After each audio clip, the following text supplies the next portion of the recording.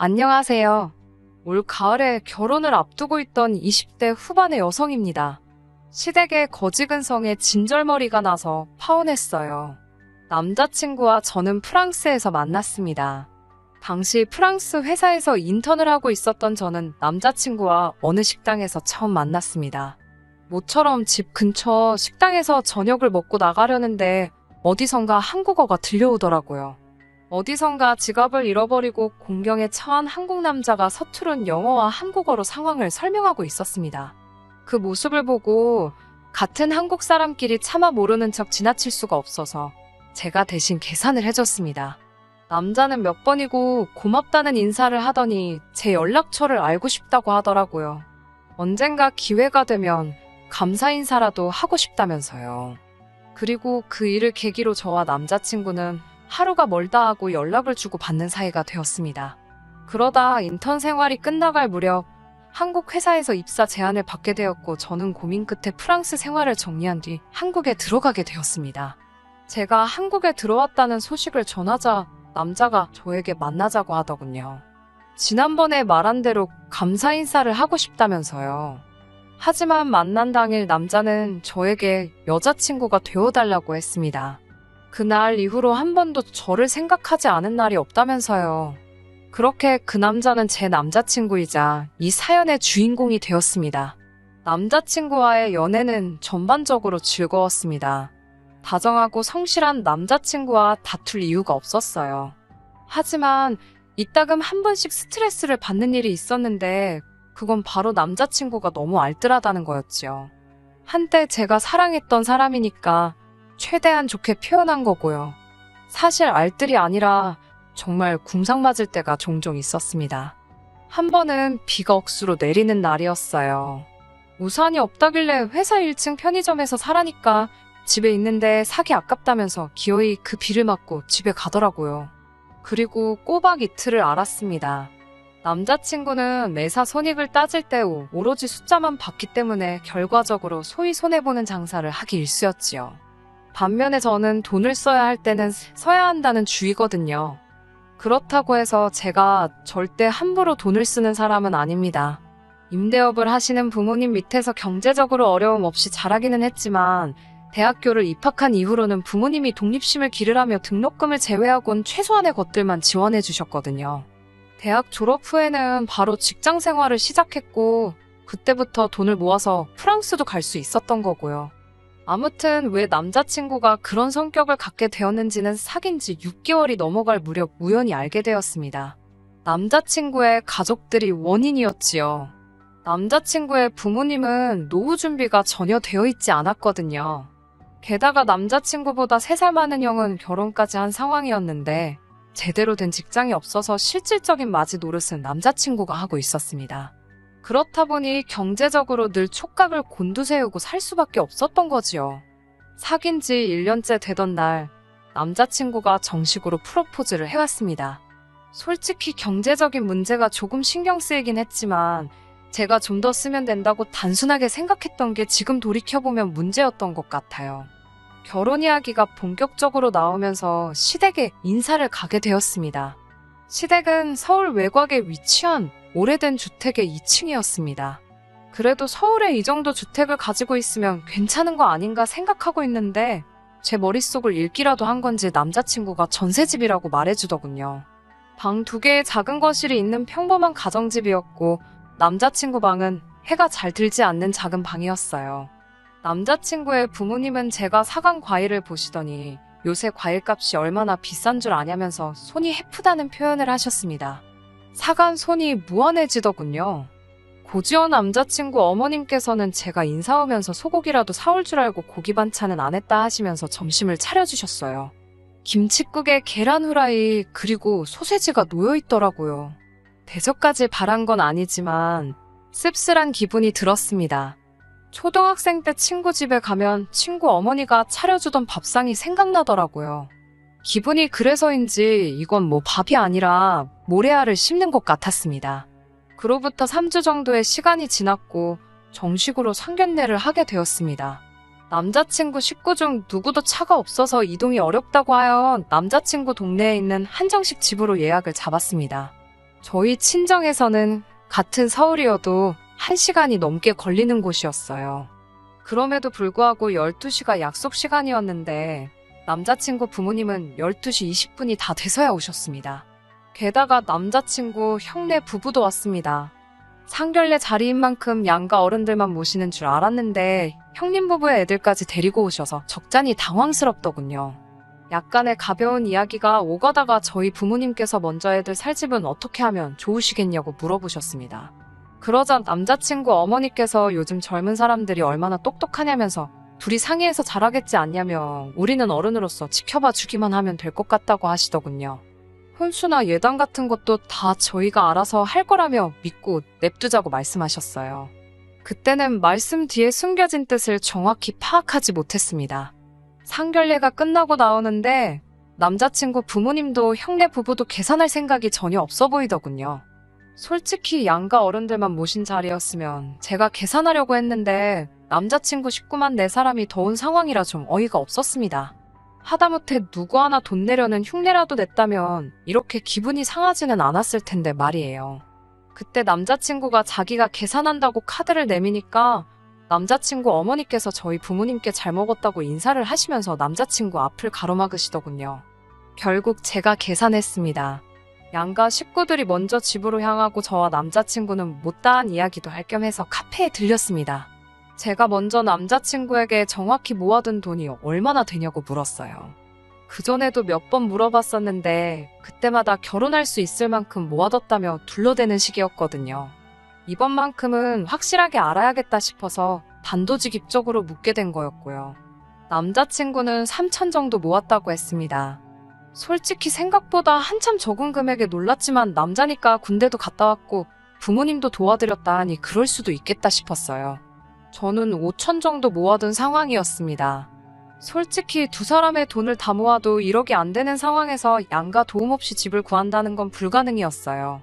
저는 남자친구에게 가서 부모님께 한번 잘 여쭤보라고 했습니다. 저도 부모님께 잘 말씀드리고 도움을 구해보겠다고요.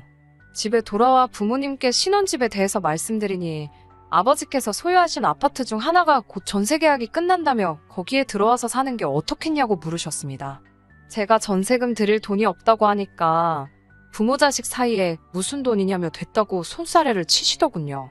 대신 들어와서 사는 동안 기회다 생각하고 돈 열심히 모은 뒤 집을 사서 이사를 가라고 말씀하셨어요. 생각지도 못한 아버지의 제안에 감사했고 안도할 수 있었습니다. 남자친구도 걱정이 클 텐데 제가 이 소식을 전하면 얼마나 좋아할까 싶어서 얼른 전화를 걸었습니다. 남자친구는 한껏 가라앉은 풀죽은 목소리로 제 전화를 받았어요. 부모님이 뭘 하시냐고 물어보니 다 큰 성인들끼리 결혼하면서 왜 늙은 부모에게 부담을 주냐고 한 소리 하셨다더군요. 저는 남자친구에게 괜찮다고 집 문제는 해결된 것 같다고 우리 부모님이 가지고 계신 아파트에 들어가서 살면 된다고 소식을 전했습니다. 제 예상대로 남자친구는 정말 다행이라며 좋아하더라고요. 목소리도 한껏 밝아졌고요. 저희 둘 다 이제 큰 문제는 해결되었으니 앞으로 모든 일이 원활하게 흘러갈 줄만 알았습니다. 그런데 며칠 뒤 남자친구 어머니에게서 연락을 받았습니다. 긴히 할 이야기가 있으니 집으로 좀 오라고 하셨습니다. 집에 도착하니 어머님께서 집 이야기를 하시더라고요. 어찌된 일인지 친정에서 집을 사주시는 걸로 알고 계시더라고요. 그러더니 하시는 말씀이 둘이서 사는데 28평은 너무 크지 않냐고 하시더군요. 저는 당장은 아니지만 아이라도 태어나면 절대 큰 평수는 아닌 것 같다고 대답을 했습니다. 시어머니는 저를 잠깐 쳐다보시더니 아직 태어나지도 않은 애 때문에 뭐하러 낭비를 하냐면서 그 집 말고 다른 집이 좋을 것 같다고 하시더군요. 저는 어머님께 이 집은 제 마음대로 사고 팔고 할 수 있는 게 아니라고 저희 아버지께서 잠깐 살라고 허락을 해주신 것 뿐이라고 말씀을 드렸습니다. 그러자 어머님께서는 사주는 것도 아닌데 왜 당신 아들한테 그렇게 생색을 냈냐며 어이없다는 반응을 보이셨어요. 여기까지였다면 그래도 제가 파혼까지는 생각하지 않았을 거예요. 어머님 입장에서도 며느리가 집을 사들고 오는 줄 알았는데 그게 아니라 잠깐 빌려 사는 거라고 하니 김이 샜을 수도 있다고 생각해요. 하지만 어머님의 상상력은 제가 생각했던 것보다 훨씬 어이없고 황당하기 짝이 없었습니다. 며칠 뒤 다시 어머님께서 집으로 오라고 호출을 해오셨습니다. 그러더니 또 집 이야기를 꺼내시더라고요. 곰곰이 생각을 해봤는데 묘수가 떠올랐다며 한번 들어보래요. 남자친구 형네 부부가 지금 사는 집이 전세보증금이 1억 2천인데 그 돈을 빼서 저희 부모님이 가지고 계신, 그러니까 저희를 살게 해주신다는 집에 전세로 들어가서 살겠대요. 그러면 이제 저희 부모님이 1억 2천이 생기지 않냐. 그 1억 2천으로 저희 집을 하나 사주시면 되는 거 아니냐고요. 세상에 시세고 뭐고 다 무시하고 제멋대로 난리가 났더군요. 얼마나 어이가 없던지 웃음이 날 지경이었습니다. 저는 혹시나 시어머니가 시세를 전혀 모르시는 건가 싶어서 하나씩 천천히 설명을 해드렸어요. 일단 저희 아버지가 저희 살려고 한 집은 전세보증금이 기본 3억이 넘고 1억 2천으로는 가당치도 않다고요. 그리고 왜 멀쩡히 잘 살던 집 보증금을 빼서 저희 살 집으로 오신다는 거냐고 물으니 형네 부부는 애까지 가족이 넷인데 18평에 살고 저희는 고작 2명인데 28평에 사는 건 불공평하다는 거예요. 황당했지만 남자친구 어머니랑 왈가왈부도 하기 싫어서 가만히 듣고만 있었습니다. 그러자 어머님은 마치 당신이 엄청 논리적이라서 제가 대꾸를 못하고 있다고 생각하셨는지 양쪽 어깨에 힘이 한껏 들어간 눈치였어요. 저는 뒤이어 그리고 저희 부모님이 받으신 그 전세보증금이라는 1억 2천으로 어떻게 저희한테 아파트를 사주실 수 있겠냐고, 그런 아파트가 있으면 형네 부부가 사면 되겠다고 따졌습니다. 그러자 어머님은 갑갑하다는 듯 절 쳐다보시고는 저더러 요새 1억 2천짜리 없는 걸 누가 모르냐며 저희 부모님이 돈이 많으니까 좀 더 보태주시면 되는 거 아니냐고 그러시더군요. 결혼하면 한 가족 되는 거고 그러면 서로서로 돕고 살아야 되는 거 아니냐고요.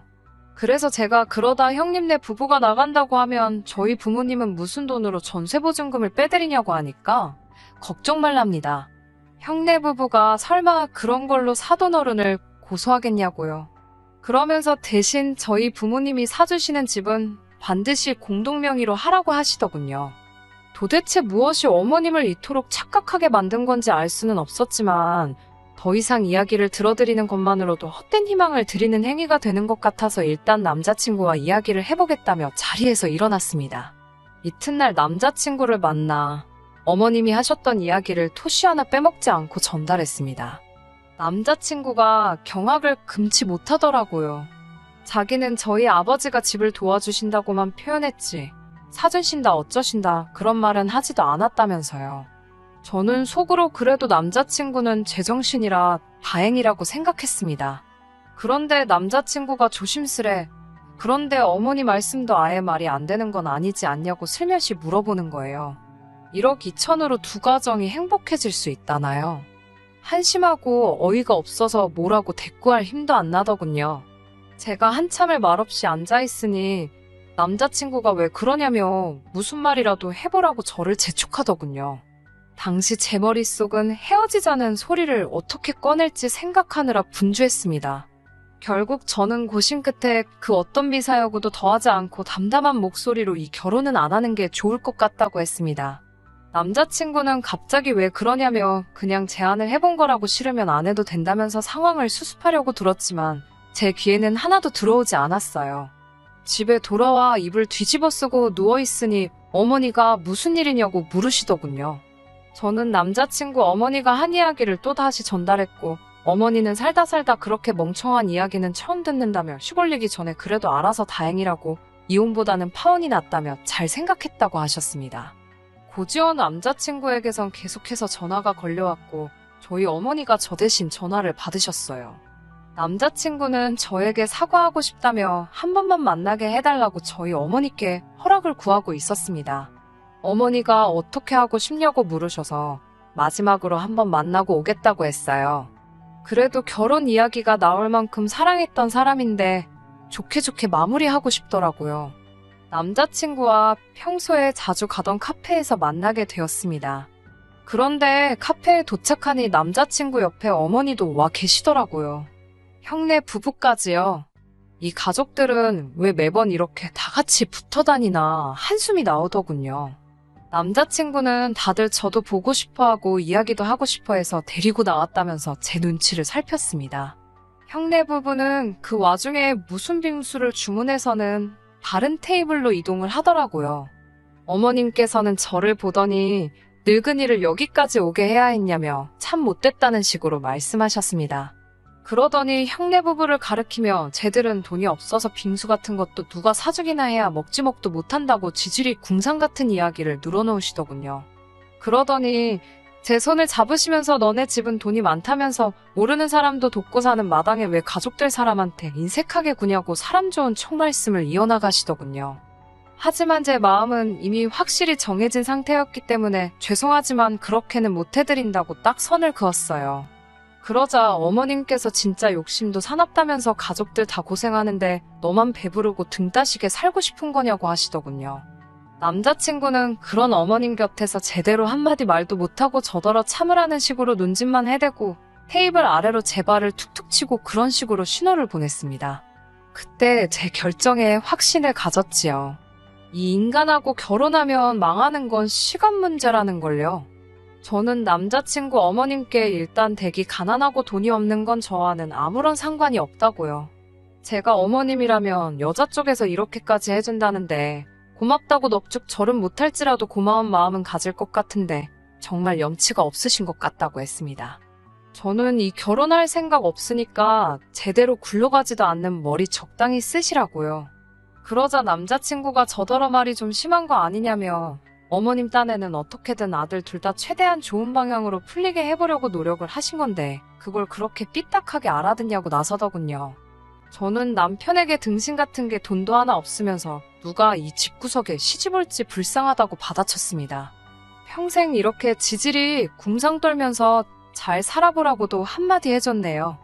남자친구가 순간 절 때리려는 거였는지 손을 올리길래 나한테 손대면 니네 엄마한테 그대로 돌려줄 거라고 소리를 질렀습니다. 너무 화가 나서 눈치를 못 채고 있었는데 돌아보니 카페에 있던 많은 사람들이 저희를 보고 있었어요. 저는 부끄러운 동시에 솔직히 해냈다라는 기분도 들더군요. 하고 싶었던 말을 다 토해내고 나니 속이 후련한 게 희열 같은 것도 느껴졌습니다. 솔직히 저희 집이 재벌도 아니고 정말 부모님께서 집을 사주신다고 한 것도 아닌데 일이 이 지경이 되어서 속도 상하고 어이도 없고 마음이 복잡합니다. 하지만 평생을 같이 살아갈 사람이기에 정서적인 부분도 경제적인 부분도 전부 다 중요한 것 같아요. 집안 형편 차이 나는 게 뭐가 그리 대수겠냐 생각했는데 저희 집이 무슨 자선 사업하는 것도 아니고 거지근성으로 똘똘 뭉친 집구석에 질질 끌려다닐 바에야 이렇게 단칼에 잘라내버린 게 정말 잘한 일이라고 생각이 되네요. 거지 같은 집구석 아들 2명 집해줄 새며느리 찾으셔서 전 남자친구건 어머님이건 전부 행복하게 잘 살았으면 좋겠네요. 단지 저한테만 다시 들러붙지만 안아줬으면 해요. 다시 애걸복걸해도 받아줄 생각은 없지만 말이지요. 끝까지 들어주셔서 감사합니다. 오늘의 사연은 여기까지입니다. 구독과 좋아요, 알람 설정 부탁드리고 더 좋은 사연으로 다시 찾아뵙겠습니다. 감사합니다.